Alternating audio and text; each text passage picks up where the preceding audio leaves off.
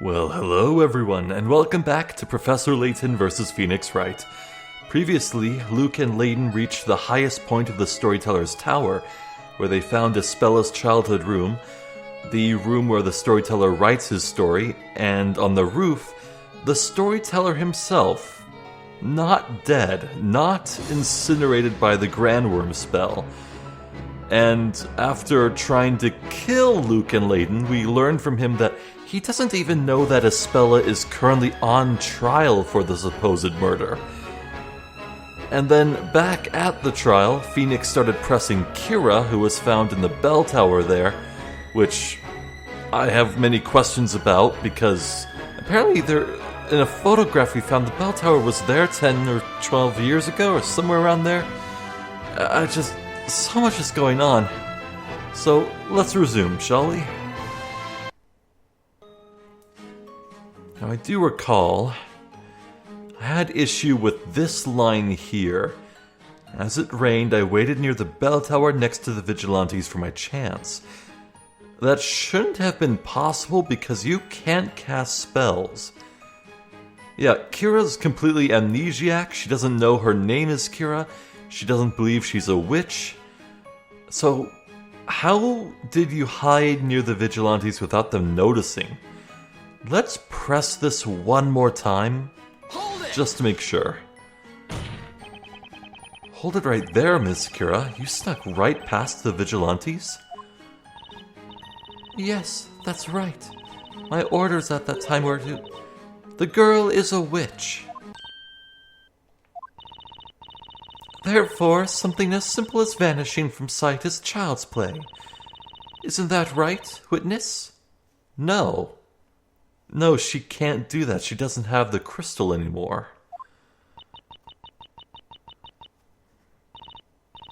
Yes, that is correct. Oh, I remember now. Just a few days ago, this girl used that very vanishing spell, Dimir, if memory serves. Well, what are you gawking at, witness? Continue with your testimony. What was that just now? I could have sworn I just saw Kira's face turn even paler than normal. Wait a second, there's something not right about this testimony. It's just a hunch, but what should I do? Aha! This is new? I thought so. Press further. Miss Kira, I have one simple question for you. You stated earlier in your testimony that you snuck past the vigilantes guarding the bell tower and went right inside. Tell me, did you use the spell Dimir to get by them?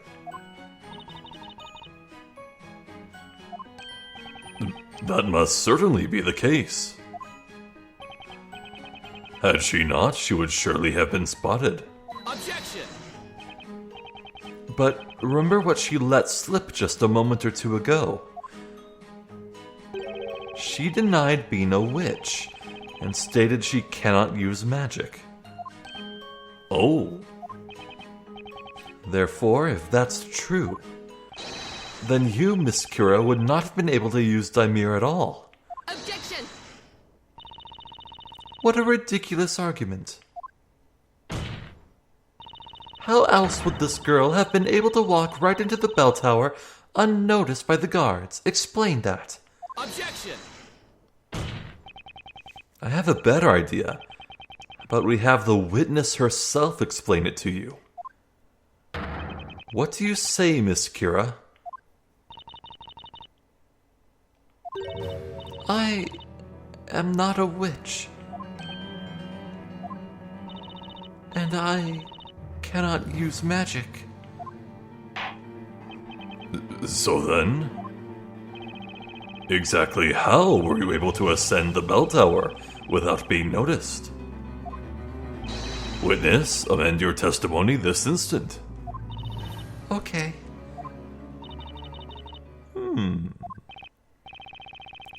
What's going on? There's got to be another way she got into that bell tower unseen. But other than magic, I have no idea what that could be.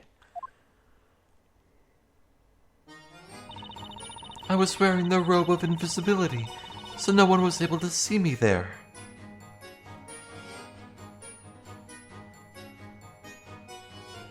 Huh? Hold it! Oh, wait just a second. Did you just say robe of invisibility? Yes, that is correct. A robe of invisibility? Surely you don't mean a robe that can make one vanish from sight when worn? Yes, that is correct. What?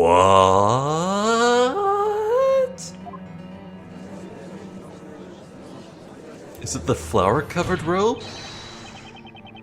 Miss Kira, do you have that robe on you right now? I don't have it. Okay, so it's not the cobalt blue robes that all the shades wear. Huh? That is, I dropped it back at the bell tower. Where did she get that flower? What the heck was that? Why was Kira looking over at Darklaw when she spoke just now? Are you listening to this farce, my lord? Surely you do not give any credence to this witness's testimony. Especially to this preposterous notion of a robe of invisibility. Indeed. I must say, witness, that is quite an unbelievable story. Objection! I don't think it's that crazy, Your Honor. What? If something like magic can exist, the chances of a robe of invisibility being real are pretty high, wouldn't you say? Objection! If such is the case, then how about you put your evidence where your mouth is? Prove that this robe of invisibility exists. Prove it? What say you, defender? Can you prove to the court that the robe of invisibility does in fact exist? Well, let me take another look-see here. Flower-covered robe. I mean, it just looks like a black robe, but that is pretty weird, so I guess so. Yes, Your Honor. The defense believes it has evidence to prove the robe's existence. Why am I not surprised? A ridiculous defender only begets ridiculous arguments. I've gotta admit, an invisible robe does sound pretty far-fetched even for Labyrinthia. But if there's even the slightest possibility this evidence is right, then I've got to try it. Very well, defender. Please show the court this evidence. Show us the piece of evidence that proves the existence of this robe. Take that! There was, in fact, a robe dropped and left at the crime scene tonight. A robe? Miss Kira, that robe of invisibility that you mentioned earlier wouldn't happen to be this one right here, would it? Objection! How ludicrous! Are you trying to tell the court that that is the robe of invisibility? If it's really a robe of invisibility, then how is it we can see it right now, dirty white spots and all? Arg! Well, she's kinda got a point there. Oh, hey, what if the robe actually disappears when you wear it? Give it here, Nick. Watch and wonder as Maya the Magnificent disappears before your very eyes. Wow, they really changed her model. So, are you amazed yet? Yeah, I'm amazed at how totally ridiculous you look in that. Hey, what gives? This thing must be busted or something. I didn't disappear at all. Well, that's not it. No? Tonight, at the bell tower, I was wearing that robe. What did you say? I love how cooperative she is. Like, this witness is just... she's openly stating, yeah, I went there to go kill this dude. Yes, I was wearing this thing you're arguing over. This is the most helpful witness in the entire Ace Attorney franchise. I love her. Wow, she's making things so easy for me. Order? I said order. But how is that possible? The robe did not disappear at all just now. That's because of the white powder on it. It's usually not that dirty. Oh, you mean these spots here? Please don't tell me. Oh yeah, Patty totally unloaded an entire bag of flour onto those knights, remember? Not to mention it was still raining when we were up there. The flour must have gone nice and wet, so it stained the robe. Say, what if we try washing the flour off? Oh. There is a small water fountain at the edge of the square. Head there right now and wash the robe so that we can get to the bottom of this. Quickly now.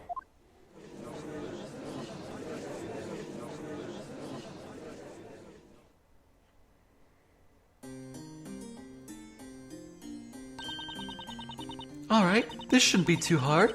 Take notes, Nick. This is how you do the laundry. See? All you have to do is throw the robe into the water, like so.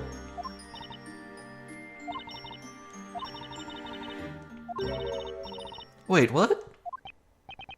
So, do you see anything, Maya? That's just it. I don't see a thing. It's disappeared. What? Oh, wow. I frantically took a close look at the water in the fountain. Is it? Wow, Phoenix does not usually speak in first person. But the robe had actually vanished without a trace, right there inside the fountain.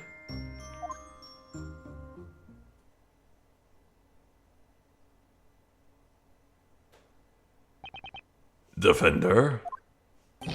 What is the meaning of this? How could you have lost such a vital piece of evidence? Your Honor, it wasn't on purpose. Trust me, I wish I knew how it happened. I can't believe it. The robe actually disappeared from sight. I don't quite know what you're talking about. I can still see the robe just fine. Huh? Look, it's right here, see? Huh? No, Miss Kira, I really don't see, because there's nothing to see. So is that how it works? Putting the robe on makes you disappear completely from sight?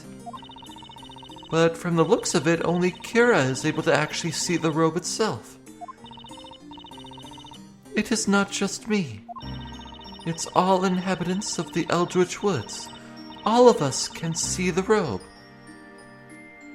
Wow, maybe there actually is something to their red eyes. Huh. The Eldritch Woods. Our village lies deep within the recesses of the forest, in a world much different from this one. That's where I live. As long as we obey the law of the land, we are allowed to live there. I knew it. There's definitely something different about Kira compared to the rest of the townspeople here. For the time being, seeing as only the witness can see the robe, we will cover it in flour again for the sake of visibility. But I mean, like, surely you can still feel the robe. Why couldn't Phoenix, like, feel around for it in the fountain? Huh. But there's still one tiny thing bothering me. Miss Kira, your robe was found on the middle floor of the bell tower, the same floor where we found my client. However, you were hiding on the uppermost level of the bell tower. You testified a little while ago that you dropped your robe, but I have to wonder, what exactly were you doing there on that top floor?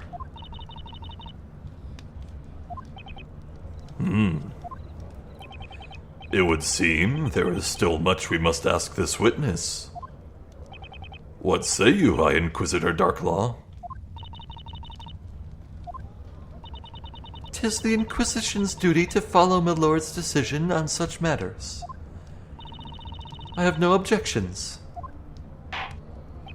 Very well. Witness, you are hereby ordered to continue with your testimony. Tell us what happened between your sneaking up to the top floor of the bell tower and tonight's most terrible crime. Yes, okay. This'll be good.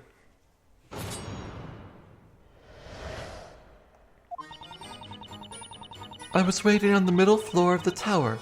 I started to turn around, but I was too late. They attacked me from behind. There was nothing I could do. My arm was restrained and the attacker covered my mouth. As I struggled to get away, I think I managed to pull something off of my attacker. That's when I lost consciousness. I woke up to find myself next to the bell on the top floor of the tower. Witness, are you saying someone attacked you while you were in the bell tower? Yes, that is correct. But who? I don't know. They attacked me from behind, so I couldn't see who it was. So you were unconscious the entire time after that? That's why I was unable to complete my mission. But even if I hadn't been unconscious, I couldn't have done anything trapped high up in the belfry like that. I wonder if that weird contraption we found there was used to move Kira up to the belfry. At least I can't see any other way she could have got up there. You heard the witness. She was locked up in the belfry of the tower. In other words, she couldn't have had anything to do with tonight's events. Therefore, there is no need for this utterly useless interrogation. Objection! Not so fast. The witness also testified that someone attacked her tonight. Defender, are you implying that this attacker could have been Bizella? I cannot say for certain, Your Honor. Regardless, the defense requests we be allowed to cross-examine this witness. Request granted. Now then, defender, you may begin your interrogation. And here's where the fun begins. Let's see if we can coax this mysterious second witch out of hiding.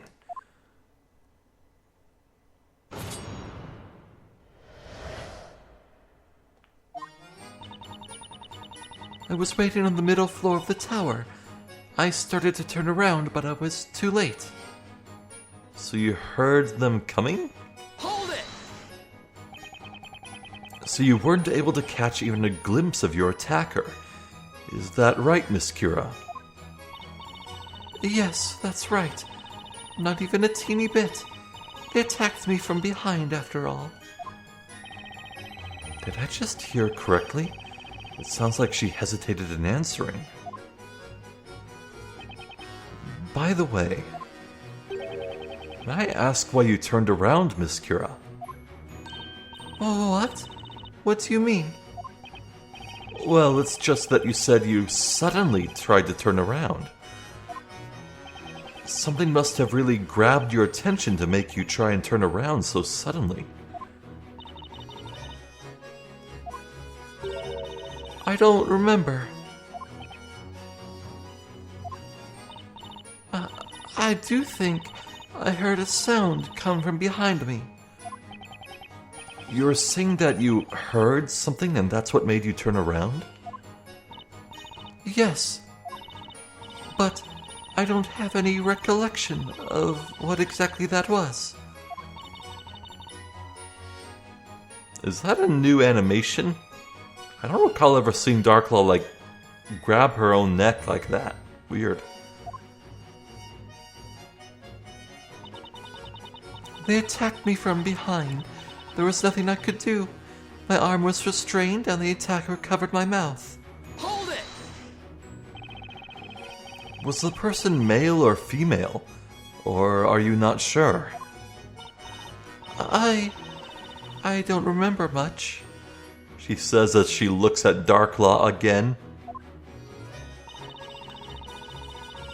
But I do know the person easily overpowered me. I remember they grabbed my left wrist. I tried to scream, but they quickly covered my mouth before I had a chance. I desperately tried to break their hold, but it was no good.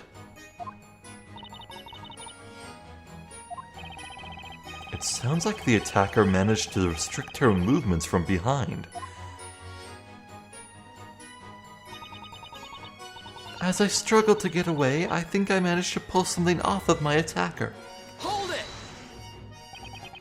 What exactly did you pull off?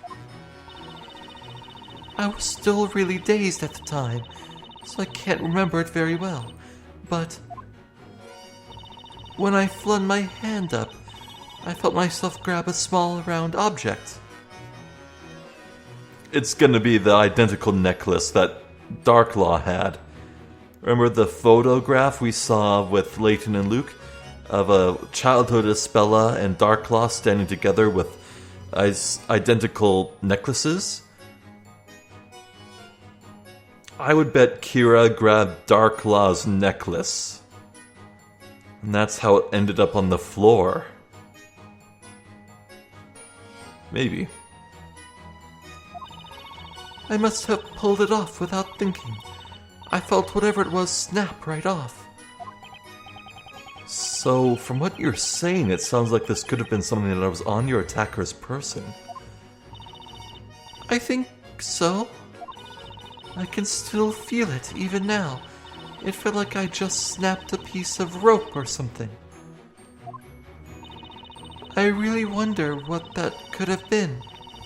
I think I would recognize the shape if I saw it. Ooh. She'd recognize the shape if she saw it.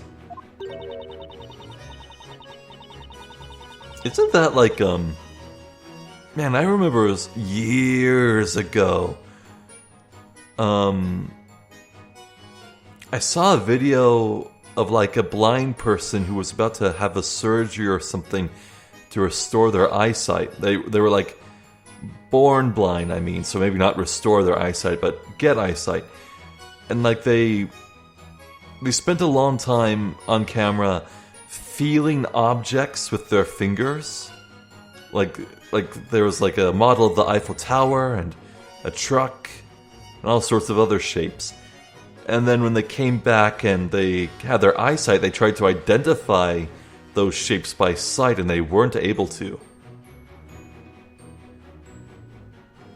But, actually, that might just be a skill lost upon the born blind, because, yeah, Kira knows what round objects look like, so what am I even talking about? If only we had something that could trigger her memory.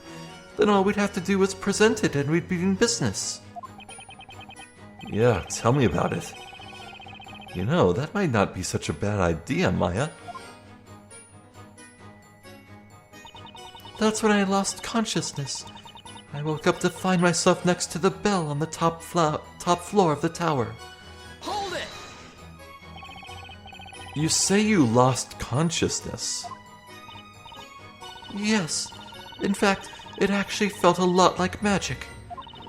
It was the first time I had ever experienced a magic spell quite like that. As I thought, there was magic at play here. Must I remind you that the Great Witch Bezella can use any and all magic with the snap of her fingers. Indeed, such a spell does in fact exist. It was, oh blast it, what was it called again? Don't sweat it, Your Honor.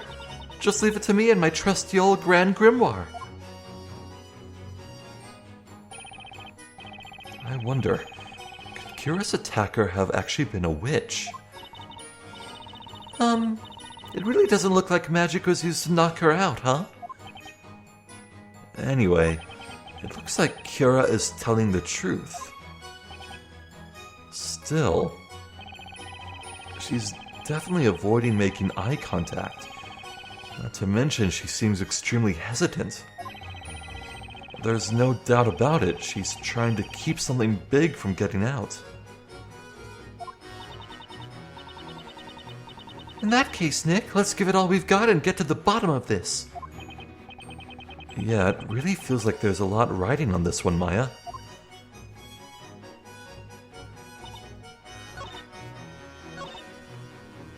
Pull something off my attacker. Would that happen to be this? The strap's been torn. Objection! Yeah. Miss Kira, you stated that you felt yourself snap something off of your attacker. Would that thing by any chance be this right here? Oh. That's it. I recognize that shape. That was the object I grabbed. What did you say? But that's the accused pendant, is it not? Not quite, Your Honor. There are actually two pendants like this. The one you see here is the counterpart to Miss Cantabella's pendant.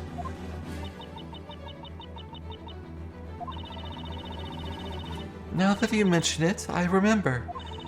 The necklace was actually very tough. It really didn't rip right off so easily. So I struggled against it, tugging and pulling at it for a bit, and I must have scratched their neck in the process. Ooh, Darklaw, let me see your neck. Oh, wait a second. You mean you scratched your attacker's neck? I think so, but I don't know for sure. Nick, in that case, that means the dark stuff on the necklace could be... Yeah, could be the attacker's blood.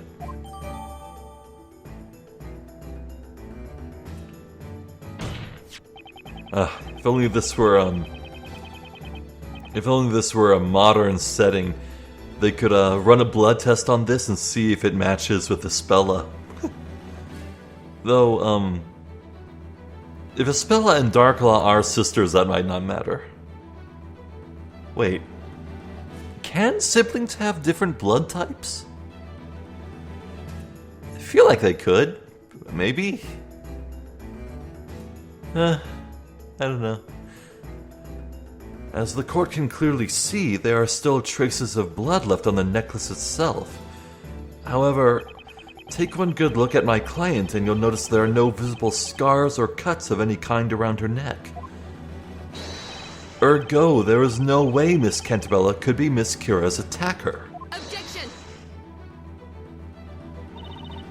Nice try, Defender, but I must stop you right there. Oh, right.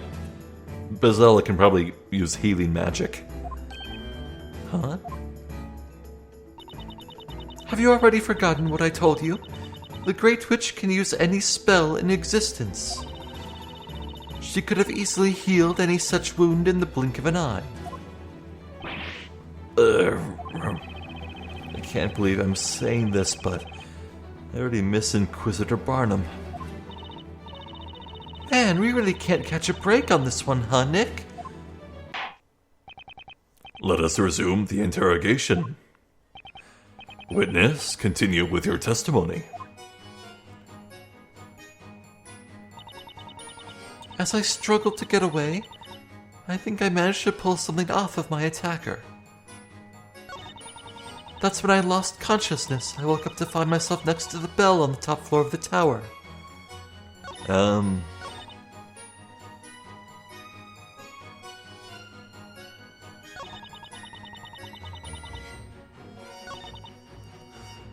If your attacker could cast any spell, why would they physically restrain you?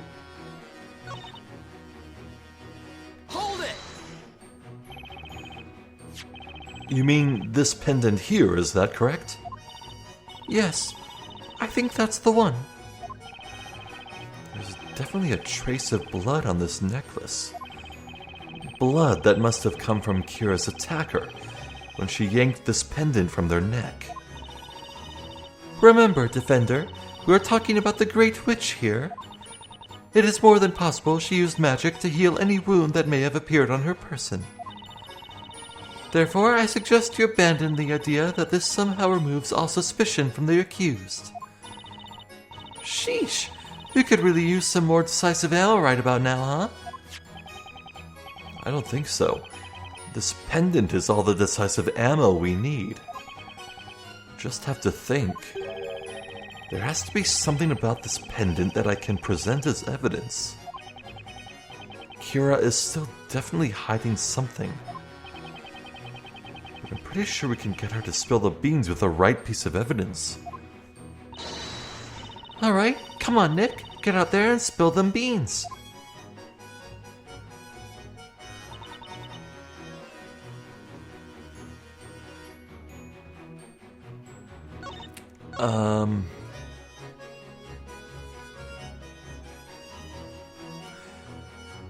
So your left arm was restrained, meaning it was your right hand that grabbed onto the necklace and pulled.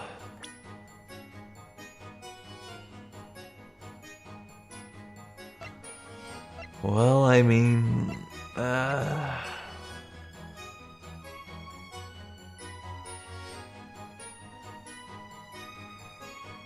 Say, if you were wearing the invisible robe, how could your assailant even see you in the first place?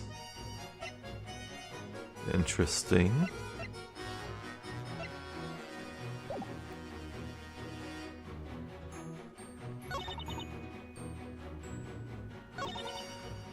So you woke up to find yourself next to the bell tower on the top floor of the tower. How could your assailant have done that? Wouldn't they need 2 of those amulets to activate the mechanism? Hold it! You say you lost consciousness. Yes, in fact, it actually felt a lot like magic. It was the first time I'd ever Yeah. Huh.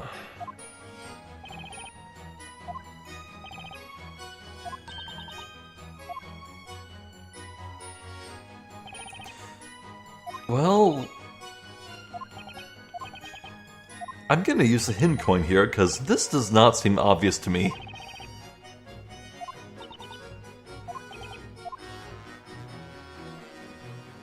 No regrets.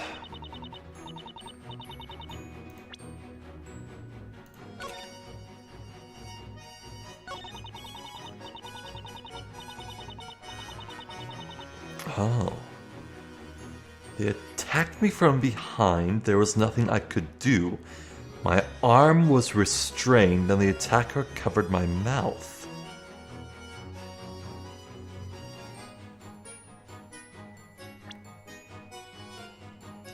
Well, I mean... Okay, well... Clearly it's saying this, but... No, what... Kira said my arm was restrained, singular. And when we pressed her, she clarified that her left arm was restrained. With her right arm free, of course she was able to claw at her attacker and grab the pendant. How could this contradict? So the case outline is just the case outline. The contraption... It's not related in any way to this statement. Bell Tower was constantly guarded and there were no trespassers. Not relevant. We already know how they slipped by. It's gotta be the pendant then, but... Objection! Wow, really? Miss Kira, there's something a little strange about your testimony just now. Wouldn't you say? Huh? You stated that you were attacked from behind and that the attacker grabbed you by the wrist, correct? Yes, that's right. Assuming that was in fact the case, then I'd say no matter how much you struggled, there's no way you would have been able to yank off this pendant, don't you think? No, not at all. What the hell? The strap on this pendant is too short. There's no way you could have reached behind you and managed to pull it off. What? No. I can picture it. What the hell? That is a good point. I don't follow. It seems completely reasonable to me. Miss Kira, the only way you would have been able to yank this pendant off of your attacker is if they were standing directly in front of you. No. No?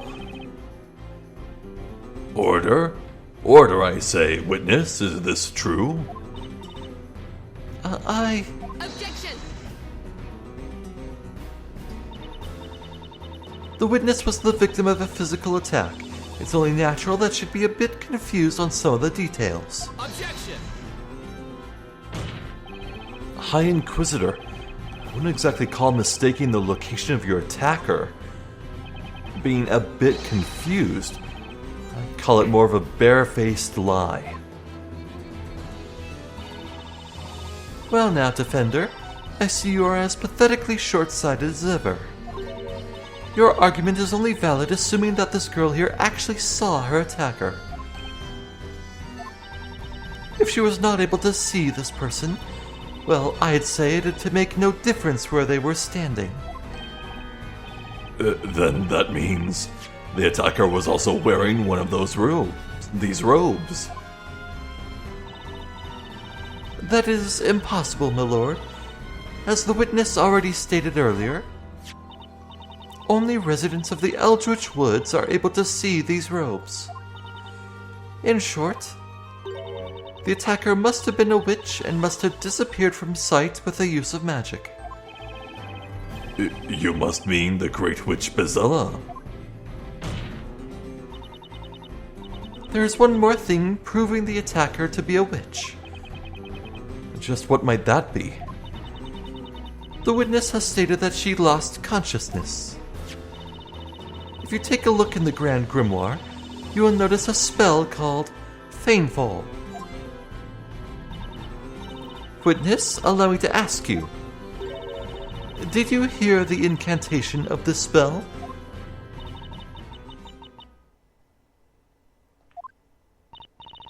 Now that you mention it, I do remember hearing something like that.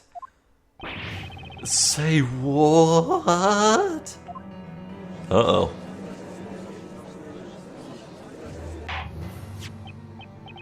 Oh, here it is. Feign-Fall causes those who hear the incantation to lose all consciousness. We must not forget, the Great Witch can use any and all magic at will. Neat.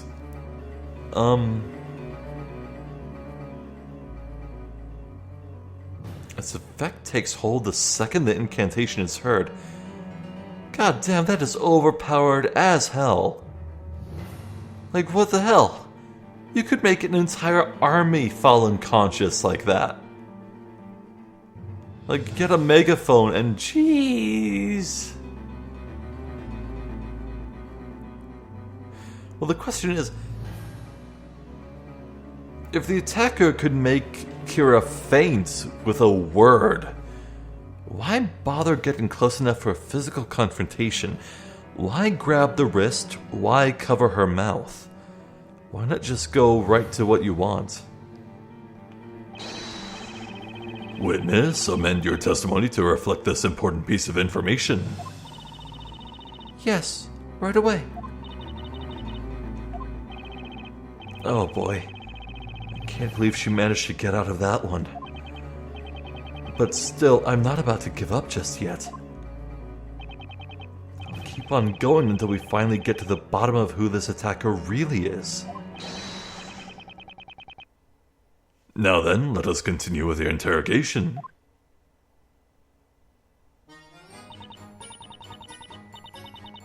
I heard the incantation for Fainful, and before I could even turn around... Yeah. Wait a second. That took me a beat. You heard the incantation for Fainful.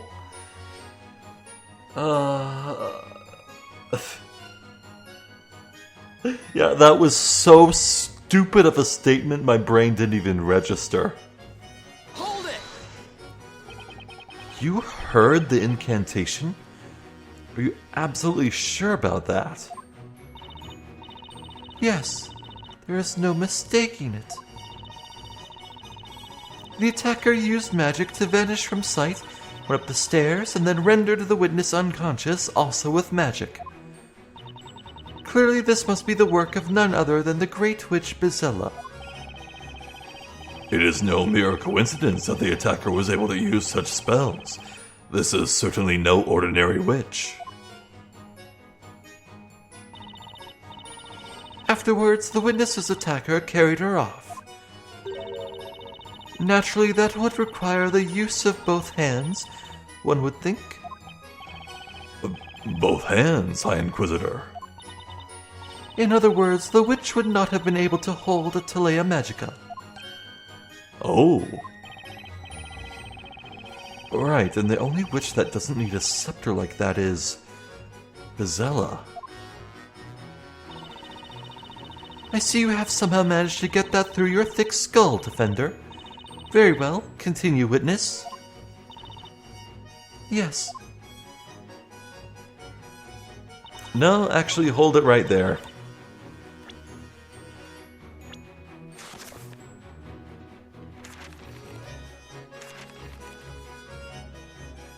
Wait, do we not have... Oh, we do have Grand Worm. Okay. I like how the bookmarks in the top left of the tome have colors matching the spells. I think we've actually gotten like most... Yeah, that's the entire rainbow at this point, so... The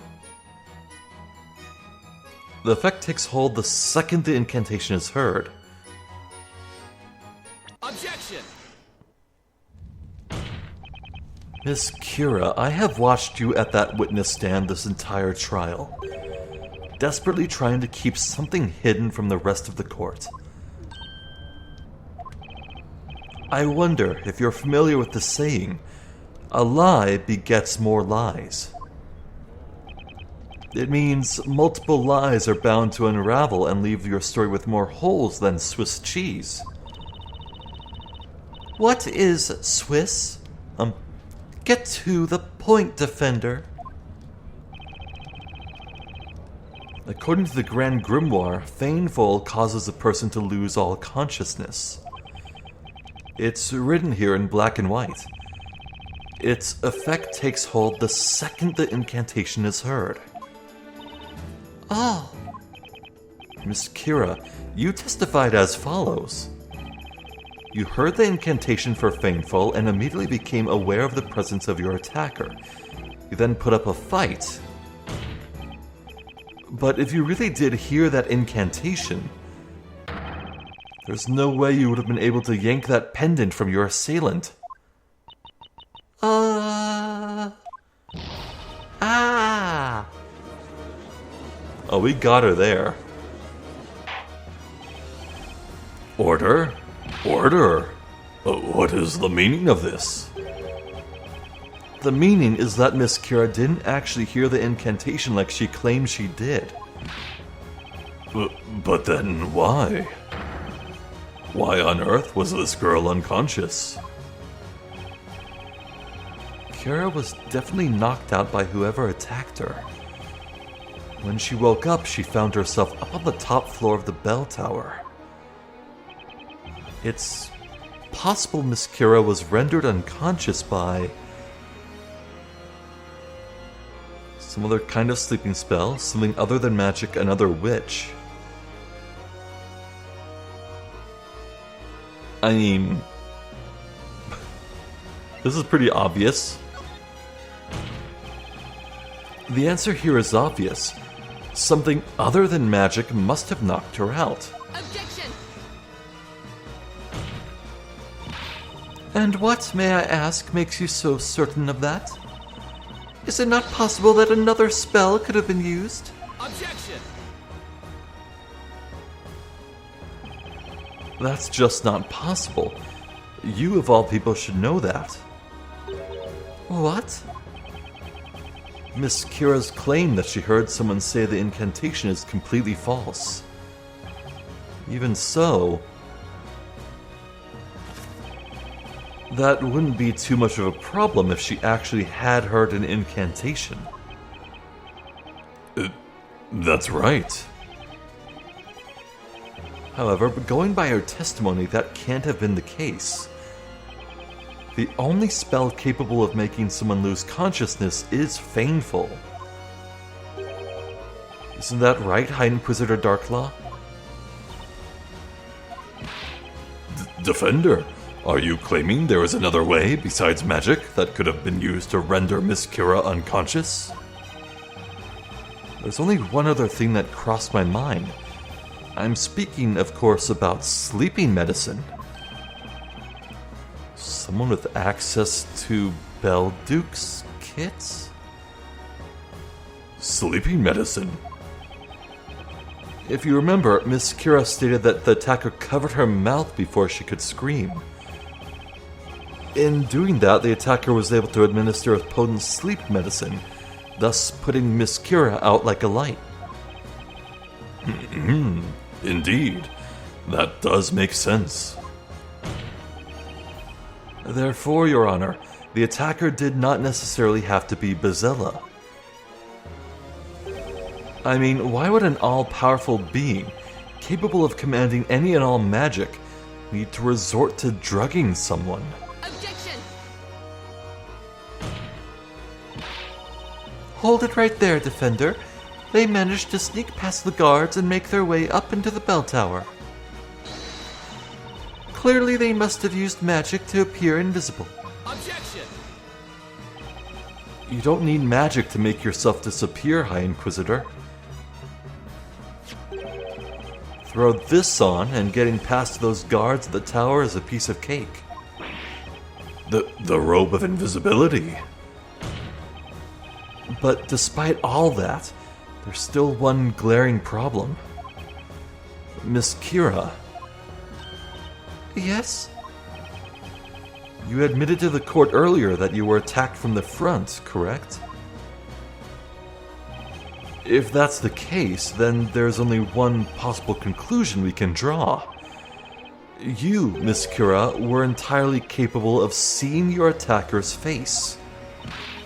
Oh, why is that? I didn't... It's simple. You even said it yourself. Only residents of the Eldritch Woods are able to see this robe. That means, Miss Kira, there is a piece of this puzzle only you could possibly know.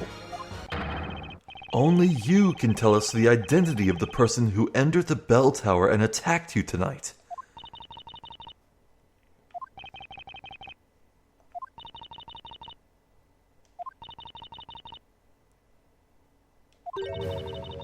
I can't tell you. I knew it. I knew it. No matter what happens, I just can't tell you, no matter what.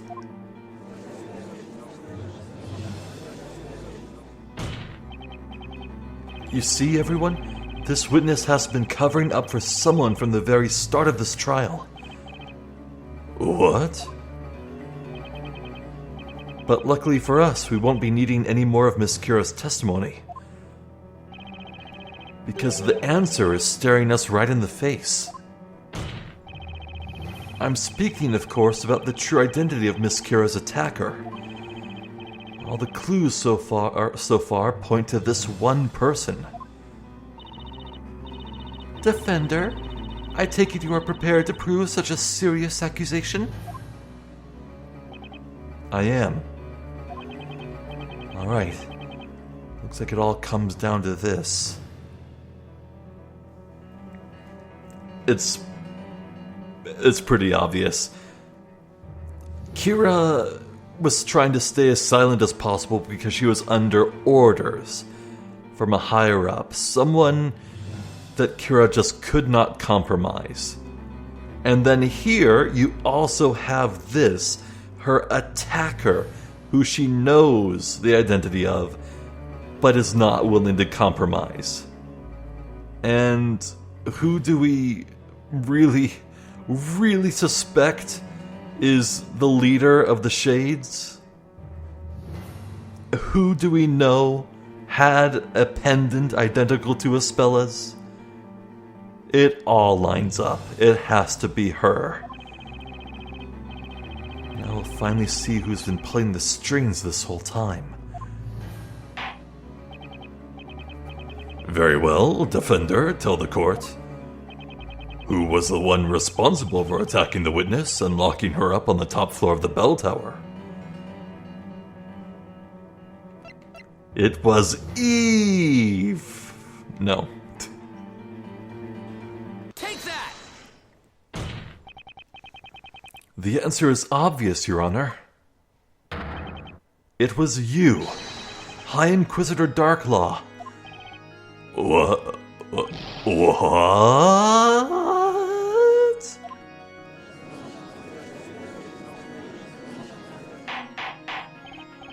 Order? Order in the court. Inconceivable. There's no way. I must say, Defender, your courage is impressive, however reckless you may be. Accusing a High Inquisitor is no small feat, I assure you.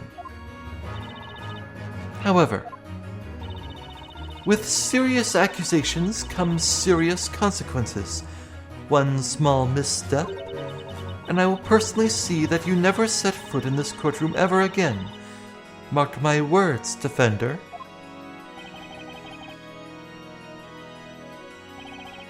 I understand. My, how confident. Let us see if that confidence of yours is well justified. Miss Kira's attacker drugged her with sleep medicine. It likely took no more than a few seconds for her to lose consciousness. The medicine must have been very potent. True. After all, its effects appear somewhat similar to magic. There's only one person I can think of in all of Labyrinthia who could supply you with that kind of medicine. Sir Newton Belduke. Objection! Defender, you are aware that Sir Belduke has been deceased for over 3 months now, are you not? That's a fact I'm well aware of, believe me. While he was still alive, Sir Belduke provided the citizens of this town with a variety of medicines for whatever ailed them. But it wasn't all just medicine. He also created some very dangerous concoctions. That's why, after he passed away, all of his medicines and creations were confiscated. Confiscated? Inquisitor Barnum said as much in the last witch trial. The victim was an alchemist, after all. We were hoping the items confiscated from his study could provide some clues. Besides, such things must not fall into the wrong hands. It may not be standard practice, but it was deemed necessary. The confiscated goods are stored in our secret vault. The only person with access to them is the High Inquisitor, Lady Darklaw. Oh. Objection! So, because I have access to the medicine, I must be the one that used it. Is that what you are getting at, Defender? That's right. Unfortunately for you, I would hardly call that proof. You said it yourself. Sir Belduc concocted a plethora of dangerous medicines in his efforts to assist the people of the town. He was well known for this fact, a fact that he no doubt was none too pleased with. As such, it is highly likely that those same dangerous substances are still scattered throughout the town. And therefore, Defender, it is entirely possible that the culprit was able to get their hands on such dangerous medicine. Indeed. Long has Sir Belduc's medicine played an active part in maintaining the health of this town's citizens. There is plenty of reason to believe some of his more dangerous medicines still remain within Labyrinthia. A piece of advice, Defender. The next time you speak in court, I recommend you try procuring some real evidence before spouting such idiotic accusations. If you fail to do so, your next words will be uttered to the flames. Figures. I knew she wouldn't take that argument sitting down. Both High Inquisitor Darklaw and Inquisitor Barnum are the very harbingers of justice within Labyrinthia. Raising such an accusation against either one of them without a valid reason will result in the most severe of punishments. What does he mean by the most severe of punishments? I think the judge is saying that if I don't start making a case, we're going to be paying Sir Belduc a visit real soon. I need to present some decisive evidence and fast. I'm pretty sure I should be able to do that much. High Inquisitor Darklaw is the attacker, and the one thing that proves it is...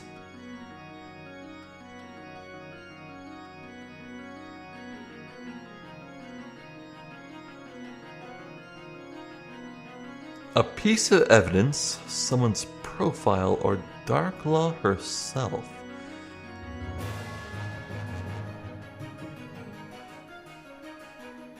I want to say Darklaw herself. We can check her neck. We can check her neck. After all, Darklaw isn't Bazella, right? That's what she wants the court to believe, eh? Right?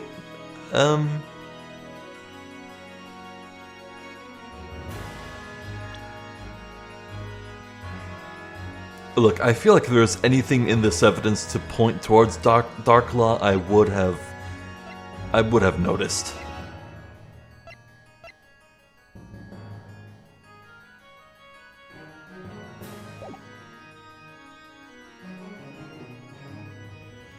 Let's do it. The defense believes there is one clue here linking High Inquisitor Darklaw to the crime. High Inquisitor. That clue is actually still on you right now. On me? She does keep touching her neck, man. I must admit I do not know where you are going with this, Defender, but please point out this clue to the court. Show us this clue, supposedly still on the High Inquisitor's person.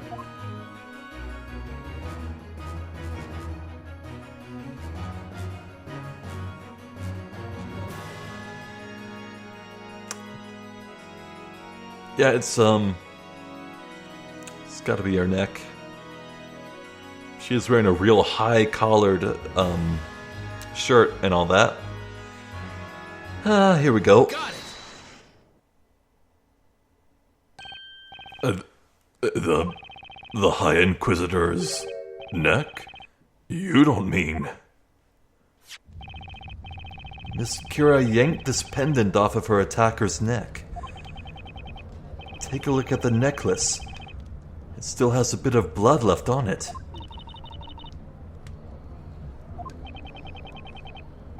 According to her earlier testimony, when Miss Kira pulled at the necklace, she supposedly felt herself scratch the attacker's neck. Is that correct, Miss Kira? Yes. Therefore, the attacker should still have a mark on their neck from having been scratched. Oh. Would you mind letting the court take a look at your neck, High Inquisitor Darklaw? I'm pretty sure that underneath that high collar, we'll find exactly the mark we're looking for. Unless, of course, you were able to get rid of it with magic.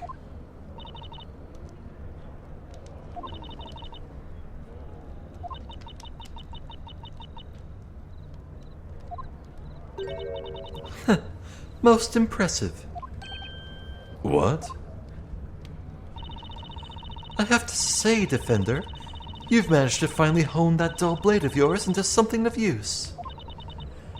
You are correct. There is, in fact, a mark on my neck that I did receive tonight. What?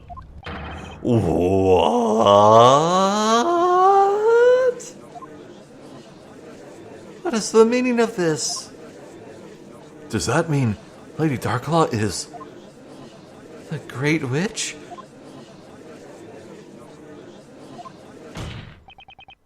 Your Honor.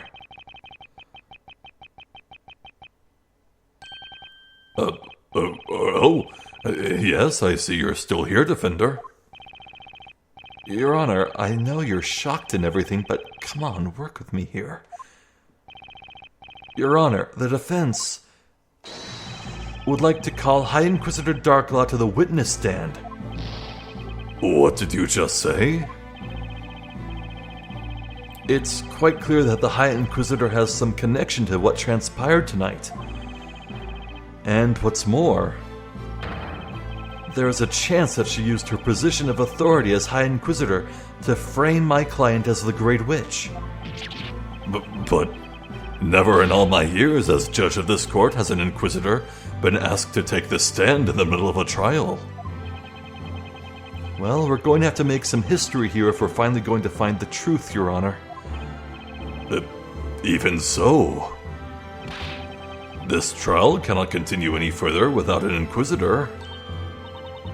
Hey, in that case, how about you get Inquisitor Barnum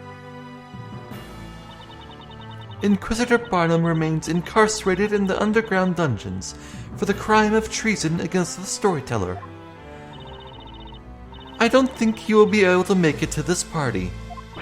I know who will, though. No way.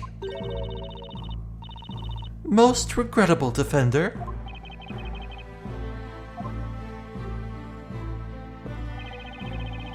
Whoa. Wow. The budget. This whole thing is hopeless. Unless High Inquisitor Darklaw takes to the witness stand. Spella will be done for, and the truth along with her. But on the other hand, without an Inquisitor on the other side, the trial can't continue and the outcome would end up the same. What should I do? Hold it.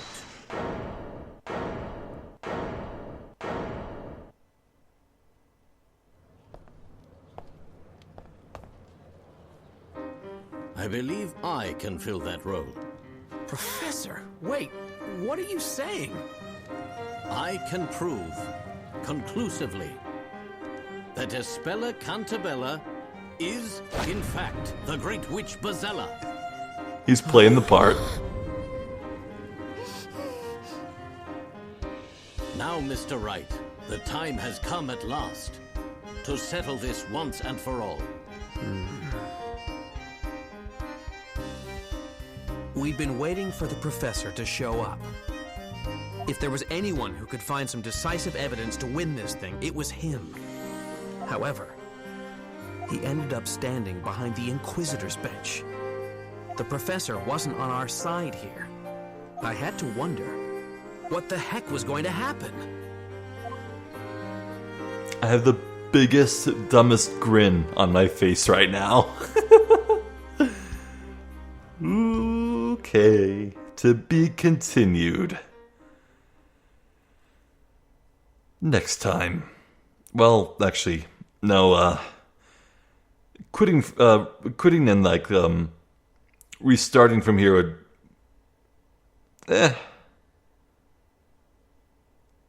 Yeah, I'll just go on just a little bit more.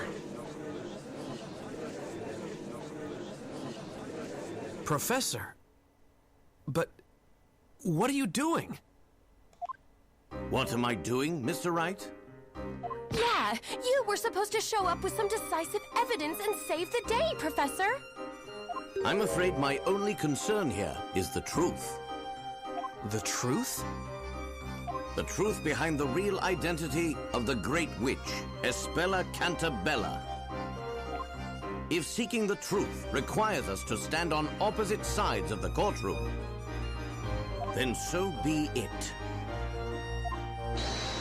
I expect you to defend Miss Cantabella with everything you've got, Mr. Wright.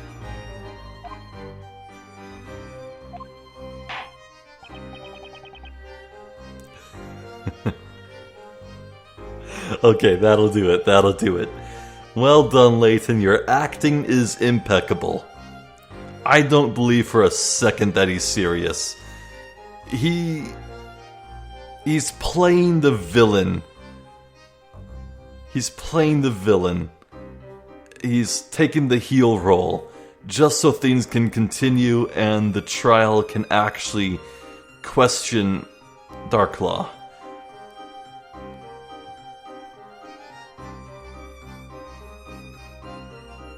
He's found some way to give Phoenix the right ammunition to prove conclusively that Espella is innocent. Oh, this is good. This is real good. So at long last, the advertising was not misleading. We made it.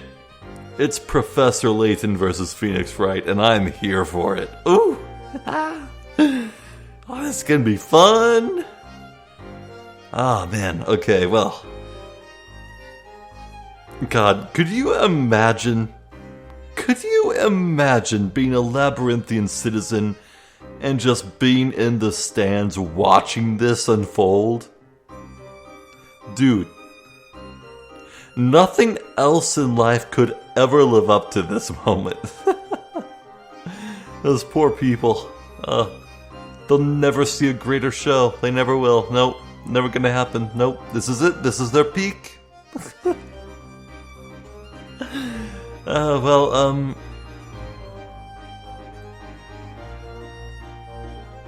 So yeah, I'm pretty happy to say that everything is actually turning out exactly as I was thinking. Like, down to a T. Of course, there's like a 5% chance I'm wrong about Layton and that Layton is actually serious, but no, come on dude, I don't believe it. He wouldn't just flip on a dime out of nowhere on Espella. No, he wants to defend Espella. He's her friend. Wants to protect her. Didn't spend most of the game running around trying to save her. For nothing, you know? Oh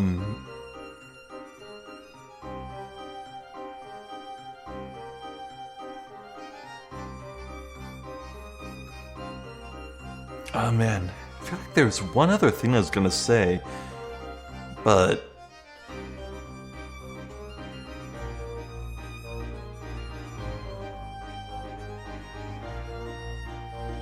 Yeah, well, so if Darklaw really is Bezella, well, you know, back in the subterranean ruins, it didn't, or maybe it was even back at the, like, potion brewing mansion in the woods. I could have sworn at one point that the Great Witch claimed to be a Great Witch, but not Bazilla. And there's still the mystery of Eve. What's going on with Eve? And what's the pink smoke in the market? There are still a lot of questions left. Something tells me this trial is not soon to conclude. No, I think we're going to spend a very healthy amount of time here before this ends. And honestly, yeah, I could believe there could be like one more like running around looking at stuff section of the game. I don't think we'll end this trial, have like an ending where the characters speak to each other and part ways, and then credits. No, I feel like there's going to be even more. I don't feel like the ending is close. Around the corner, yes, but I don't see any light at the end of the tunnel from here. But not that it matters, because, boy, I am just enjoying the hell out of every second of this game. What a treat. This is a fun time. And I'm Zephyr the Jester. This has been more Professor Layton versus Phoenix Wright. Thank you for watching. Hopefully, I'll catch you next time for some hype-ass shit. So until then, please take care.